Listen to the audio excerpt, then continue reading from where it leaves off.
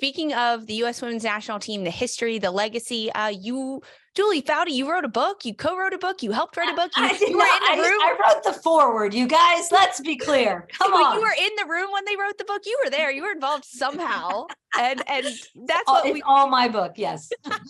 So this is the very first official history of the United States women's national team soccer book. It's called Pride of a Nation, a celebration of the U.S. women's national soccer team, an official U.S. soccer book. I mean, if anything, you wrote the title, you deserve a byline in this because it's long and it's beautiful, but Gwendolyn Oxenham deserves the credit. As we know, that woman can write. And so when they said when Gwendolyn was like, I'm writing for this book, and it's this gorgeous picture book, and I mean, it's beautiful. And you flip through it and it's the 80s, the 90s, the 2000s. It's the history of the book, and Gwendolyn's writing to that history as well. And there's nothing in one place like this, which is what I love, that shows the progression. It shows what this team's been about for so many years. It talks about the old bags and in a sense, and the pioneers that, became, I consider myself an old bag. And then that you had the group before us in the 80s. So it's all in one place. It's really cool. So yeah, I was asked to do the forward, and I happily obliged. And I'm really proud of how it turned out. Yeah, as you should be. So you touched on it a little bit. You knew that Gwen was involved in it. They asked you to do the forward, but really, how did this come about? Really, what were the steps that to getting this started and getting it off the ground to now being a published book? So David Hershey is one of the writers and editor. He's been a writer, and he's one of the editors on this book. He's been around in soccer forever, and he approached me and said, hey, Gwendolyn is going to do this as well, and would you be willing to write the forward? And this is what we want to do. There's really been no book like this done, where it really shows the comprehensive history of this women's national team and all that you guys have done, and in a beautiful way, in a picture book type of way that you could put on your coffee table. But it also talks and tells the stories as well, as Gwendolyn, I think, does better than anyone. And so, yeah, it was an easy sell. I was like, yes, I'll do that. I would love to do that. So, and obviously with, COVID and supply issues and all of that, I'm so pleased it's just about to come out, but it's taken a long time for them to put together, and they've done a really good job. Wanted to ask you about a little bit more of the process with that, working alongside Gwendolyn Oxenham and obviously others. What was that process like in terms of getting into a room, or whether those were virtual rooms, and sort of, gathering all the information? Was it a wine Zoom? Was it a non-wine Zoom? What was it like, sort of making sure that, memory and stories and history got down on paper, essentially? Yeah. Well, for Gwendolyn, she's a dear friend, and she lives in the area. But so I see her often. We're neighbors pretty much. We live like 15 minutes from each other. But the initial call was a big Zoom with, here's what this book could look like. This is what we want to tell. These are the stories. What would you like to write in the forward? My big thing is, what I love most about this team is it really is this sisterhood. And it's so much more than just, standing on top of podiums. That of course which is what I write to in the forward. It's been important, and it's been a focus. Of course we want to win, and we want to haul in titles and trophies and all those things. But really the thing that I've loved the most about this national team from every generation is that we just care deeply about leaving the world, not just the game, and women in a better place. And how can we showcase that, and how can we talk about that? And I mean, equal pay fight, of course, and back in my day it was more for equitable pay, but it's just this history of caring about topics that typically, people would say it's not in your lane, and we say yes it is. Everything's in our lane, and we're going to talk about it, and we're not just going to stand on top of this podium. We're going to shout for the world to get better while we're on top of the podium. And that's the thing I've always loved about this group, and we've seen it obviously with this current group getting equal pay over the line. And that's been the really fun part about this sisterhood, and watching it as it's almost maternal, this proud mama moment of like, oh, our babies they're still going. There are stories, memories detailing all of these incredible events. And honestly, the read is fantastic. But for you, Julie, what was one of the most challenging parts of completing this book? Well, again, my part was pretty easy. So I just had to do the forward.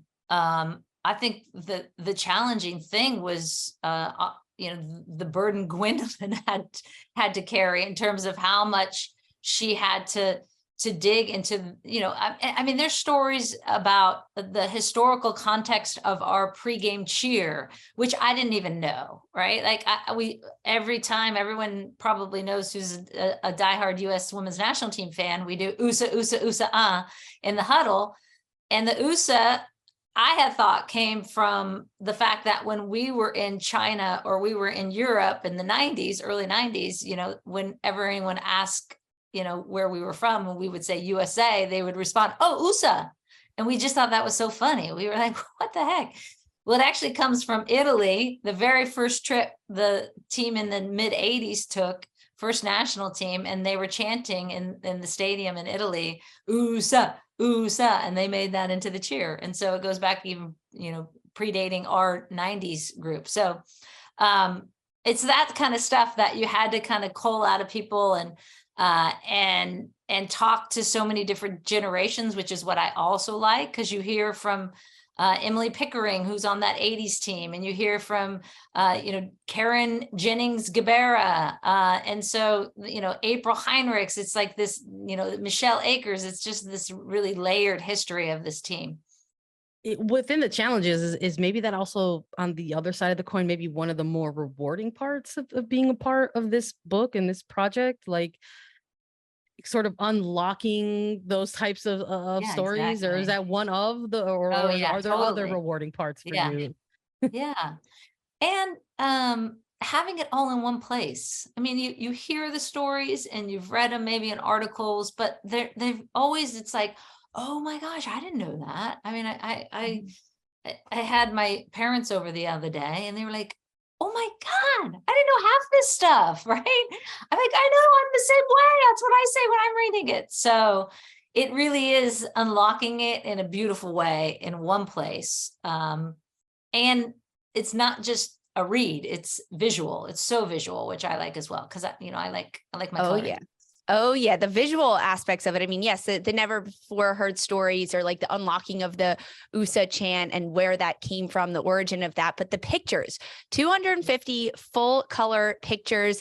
There is a young Julie in there. We get to see you as a little soccer player. We get to see Lori Lindsay, good friend of the pod, Allie Wagner, good friend of the pod, behind the scenes, action shots. It's got everything in there in terms of images that fans that are diehards have never, ever seen before. You're looking at it right now. I can tell you are. I am. I'm going through it. It's like you just keep, I got it on blur, so I don't know if you can see. You just keep seeing. I mean, look at that image. I love that image. It's amazing. So what are some of the best photos in here, in your mind, whether they bring you joy because it's a memory that you remember and now you get to visualize it a little bit more, or pictures that you think fans will love to see? What are some of those for you? I like just the Megan Rapinoe iconic image we saw from the 2019 World Cup. This one right now I'm looking at is Abby playing Brazil in the 2004 Olympics. I mean, Abby, of course, scoring that goal where I just want to kiss her forehead every time I see her. That like keeps us in it. I mean, we got like that. I can't believe we won that Olympics. So you go back and you look through these, and then the generations, right? So you got Parlow, you got Milbert, you got and then you flip forward to Hayo and Shannon Box and all of these iconic moments. Christy Pierce. Angela Hucleys, remember when Abby broke her leg? I mean, I forgot about all that story and obviously Gwendolyn wrote to that. Abby broke her leg, the send-off game going over to the Olympics in China in 2008. And then Angela Hucleys steps up and crushes it and they win gold. So I don't know. I just love, the snow game. Do you remember that one? Oh yeah. That's in there. I'm flipping through right now. It's so good. Becky so good. Bleeding. You can always I mean, anytime Becky Sauer's run is If bleeding. you're a fan of blood, there's blood in this book. I'd love to. Gotta Yeah, the one where they're celebrating, I think this is 2019 with the Sam US, they've got their Budweisers and goggles on. It's good. It's really good. I love that. I love look, if folks aren't, if they're more about like consuming their news or their information, whether it's like this, like in a video format or non-reading it, there's a ton of images you could just go through and take a look at in this book. There's the front and back, like film national teamers doing this from all the different generations, like going through going, oh my God.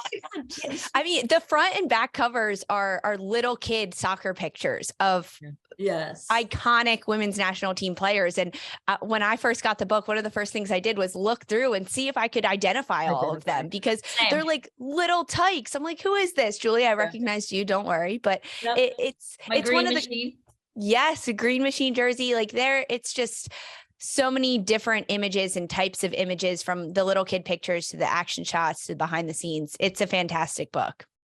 Yeah. So let's usually when we do these when we do interviews with a special guest, we usually try to like have a little bit of like, we'll throw like a fun question at them towards the end. But for this, when we knew we were going to talk about this book, we wanted to maybe close out this interview with maybe something a little bit more reflective versus just like, hey, what's your coffee order? So this book, we're talking about, about the contents that are in it, the photos, the memories, the stories that are getting unlocked within it as you're going through it.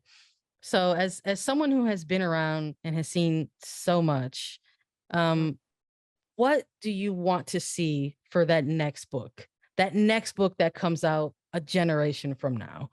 Yeah. Well, the thing you're seeing is I have a 15-year-old and a 13-year-old. And my 15-year-old plays soccer, my daughter. My son's like, too much running, don't want to do that. I'm like, I get that. I agree with that. But my 15-year-old, the thing that's super interesting is, as you're seeing these younger teams now coming through, the diversity of player, right? And we're seeing it obviously with the transition into this younger group on the national team. And I love that, because I'm flipping through at the end and I'm seeing Katarina Macario, I'm seeing Sophia Smith, I'm seeing Mal Pugh, right? Naomi Girma, Alana Cook. You had back in my day, you had Saskia Weber, Stacey Wilson, Thori Bryant. There was no diversity. Obviously, we knew it was a very middle-class, white, suburban sport. And what I love to see when I'm, cruising the fields, watching my kid play, is that there's young gals who come from, maybe Mexican heritage or Hispanic heritage or Latinas and Black women. And I'm like, oh, finally, right? Like, we're starting to see that shift. And I just hope that's the next book, is it's going to be a sport that actually is inclusive. And obviously we've gotten to equal pay. But we go to a space where every young girl who is out there, regardless of their upbringing or where they live in an urban area or a rural area or Black, white, doesn't matter their color, they can play. And that's where I think our success will lie going forward on the field and off, because it truly is now an inclusive sport. Great way to close out. Julie Foudy, thank you so much for joining us today on Attacking Third, chatting all things United States Women's National Team. Everybody, you can download, follow, and subscribe to Attacking Third anywhere you get your podcast.